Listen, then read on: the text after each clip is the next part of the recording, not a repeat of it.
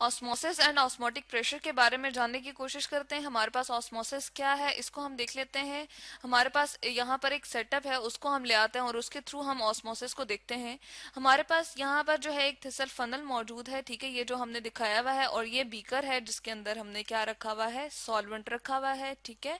ये हमारे पास जी सॉल्वेंट है जिसको हमने यूज करते हुए जो है अपना सोल्यूशन बनाया, ठीक है। यहाँ पर मैं लिख देती हूँ कि ये हमारे पास सॉल्वेंट है।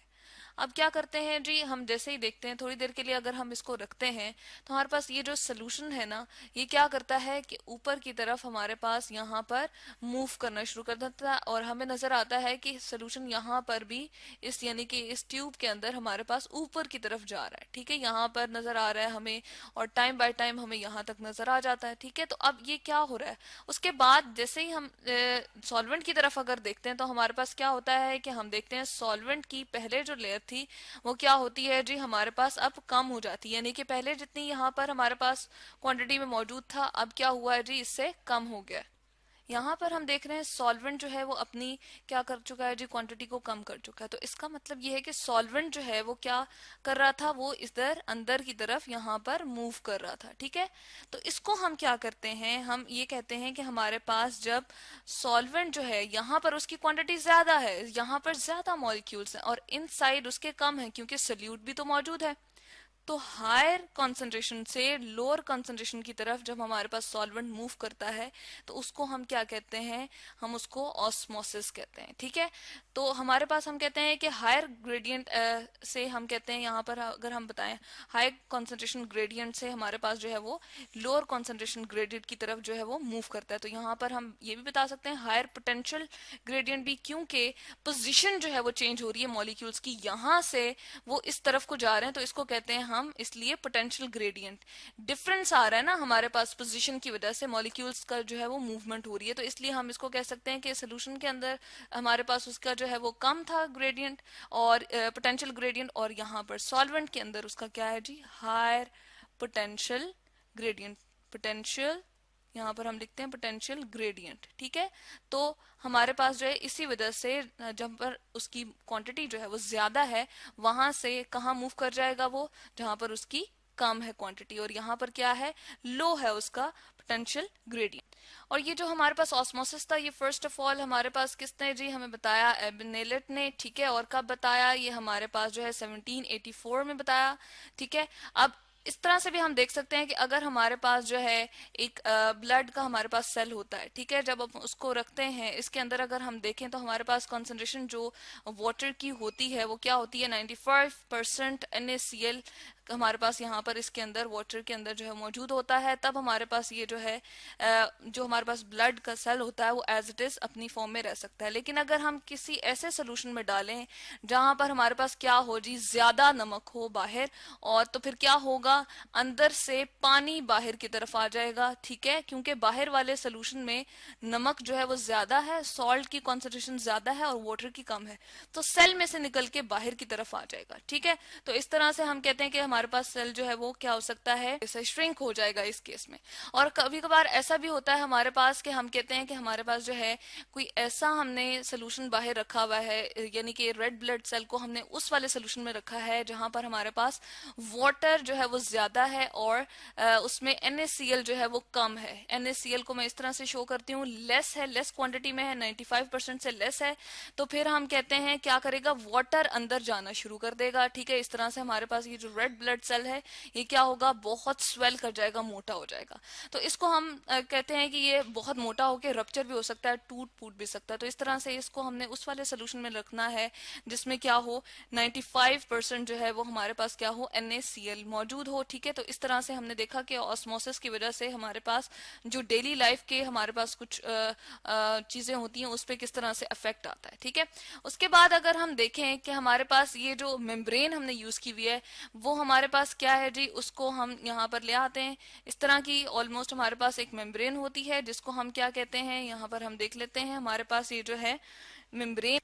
हमारे पास जो मेम्ब्रेन्स यूज़ होती हैं यूजुअली हम जो है इस तरह की एक मेम्ब्रेन हम जो यूज़ कर रहे होते हैं, ये जो हमने यहाँ पर यूज़ की है, ठीक है, सेलुलोज नाइट्रेट की ये बनी होती है हमारे पास। केमिकली अगर हम देखें तो हमारे पास सेलुलोज नाइट्रेट की ये होती है, ठीक है। इसके अलावा हम जो है मेम्ब्रेन्स जो यूज़ कर सकते हैं वो हमारे पास, अगर हम फिश ब्लैडर देखें तो वो भी हमारे पास मेम्ब्रेन के तौर पर यूज़ हो रहा होता है, ठीक है। लाइनिंग ऑफ एग शेल, जो हमारे पास एग होता है उसके अंदर पतली सी जो लाइनिंग होती है उसको भी हम मेम्ब्रेन के तौर पे यूज कर सकते हैं। और इसी तरह से हमारे पास सिलोफेन जो पेपर, रैपिंग पेपर की तरह होता है, उसको भी हम यहाँ पर सेमी परमिएबल मेम्ब्रेन की तरह यूज कर सकते हैं, ठीक है। उसके बाद अगर हम देखें हमारे पास जो है अगर हम एक एक्सपेरिमेंट में देख लें कि हमारे पास जो ऑस्मोटिक प्रेशर होता है उसको हम किस तरह से देख सकते हैं। ये तो हमने ऑस्मोसिस की बात की। ऑस्मोटिक प्रेशर के बारे में हम अगर देखें, हम कहते हैं कि जो सॉल्वेंट इस तरफ को इस सोल्यूशन के अंदर मूव कर रहा होता है और सोल्यूशन उसको प्रिवेंट करे, यानी कि अंदर ना आने दे, और एक प्रेशर लगाए कि सॉल्वेंट को अपने अंदर ना घुसने दे, अंदर ना एंटर होने दे, तो उस प्रेशर को ऑस्मोटिक प्रेशर कहते हैं, ठीक है। इसकी एग्जांपल हम इस तरह से समझ सकते हैं कि ये अगर हमारे पास दो कंपार्टमेंट्स वाला एक हमने ले लिए यहाँ पर, ठीक है, तो ये हमारे पास क्या है जी, सोल्यूशन ए इसमें मौजूद है, ठीक है। दूसरे वाले कंपार्टमेंट में हमारे पास जो है क्या मौजूद है जी, हम कहते हैं सॉल्वेंट है, जो कि हमने कंपार्टमेंट का यहाँ पर नाम दे देते हैं बी। अब क्या होता है कि यहाँ पर हमारे पास जो है सॉल्वेंट इसकी तरफ जो है वो सेमी परमिएबल मेम्ब्रेन से मूव करता है। जैसे ही मूव करता है तो ऑब्वियसली यहाँ पर हमारे पास क्या होगा कि इसके जो है हमारे पास यहाँ पर लेवल और ज्यादा होने शुरू हो जाएगा, क्योंकि सॉल्वेंट जो इसके अंदर जा रहा है तो इसलिए इसकी क्वांटिटी जो है वो बढ़ रही है।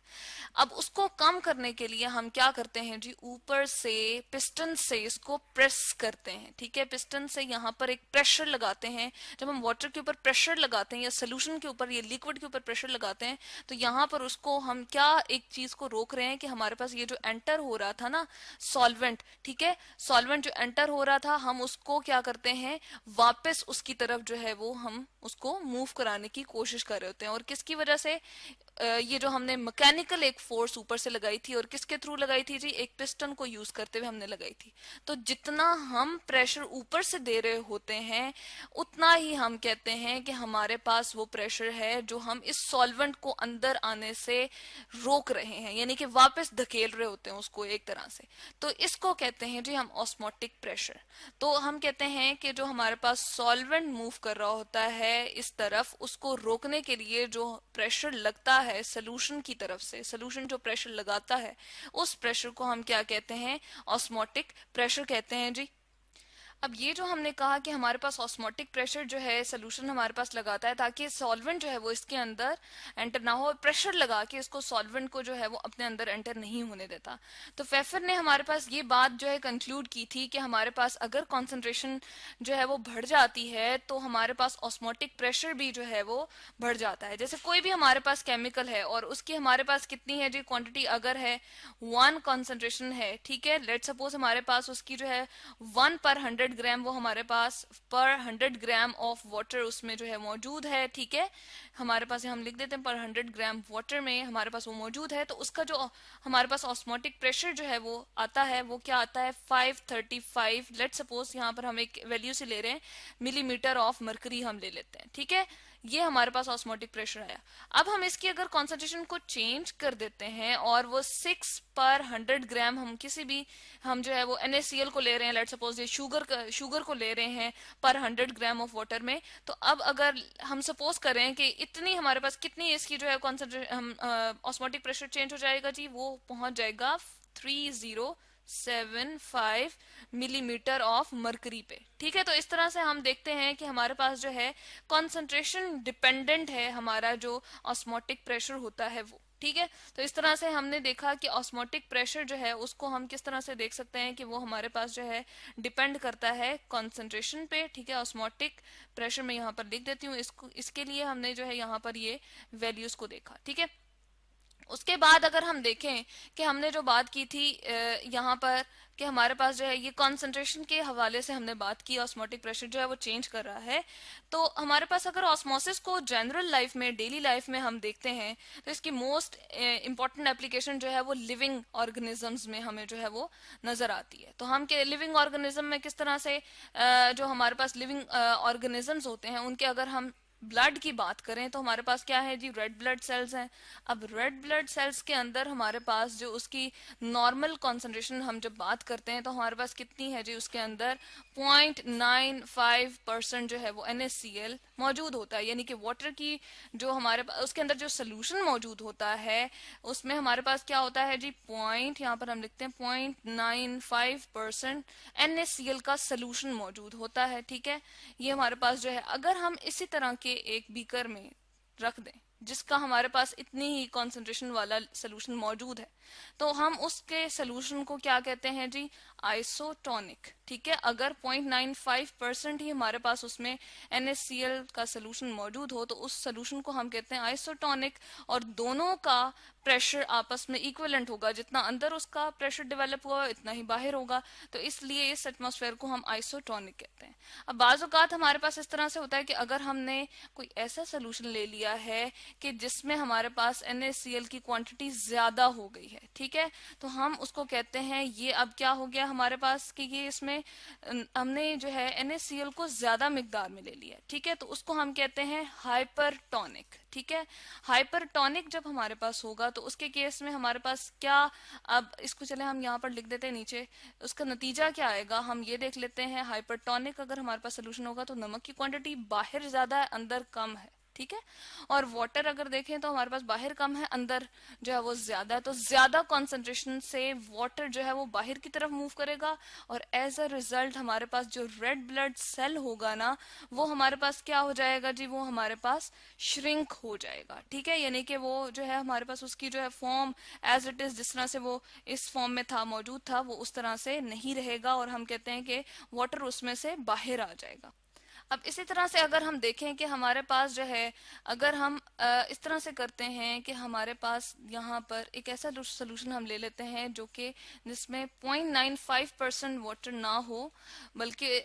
सॉरी 0.95% हमारे पास NaCl का सोल्यूशन ना हो, बल्कि उससे कम परसेंट का हो, यानी कि उसमें एज अ रिजल्ट हम ये कह सकते हैं कि हमारे पास वाटर की क्वांटिटी ज्यादा हो, तो इसमें क्या होगा कि हमारे पास वो बहुत डाइल्यूटेड नमक का एक सोल्यूशन सा आ जाएगा, तो उसके केस में हमारे पास वाटर जो है वो सेल के अंदर मूव करना शुरू कर देगा, और उस तरह के उस टाइप के सोल्यूशन को हम क्या कहते हैं जी, हम कहते हैं हाइपोटोनिक, क्योंकि उसमें नमक जो है वो कम है ना। ठीक है, उसमें हमने सॉल्ट की कॉन्सेंट्रेशन कम रखी हुई है और वाटर की ज्यादा रखी हुई है, तो वाटर ज्यादा कॉन्सेंट्रेशन ग्रेडियंट यानी कि हायर पोटेंशियल ग्रेडियंट से लोअर की तरफ जो है मूव करेगा, तो सेल जो है बहुत बड़ा जो है वो हो जाएगा साइज में, और रप्चर होने के चांसेस हो सकते हैं। ठीक है, तो इस तरह से हमारे पास जो है हमने देखा आइसोटोनिक और इसी तरह से हाइपरटोनिक और हाइपोटोनिक, तीन हमने जो है वो टाइप्स यहाँ पर देखी हैं जो हमारे पास एटमॉस्फेयर जो है वो क्रिएट हो सकते हैं। और ये सारा का सारा हमने जो मूवमेंट वाटर की इन और आउटसाइड हमने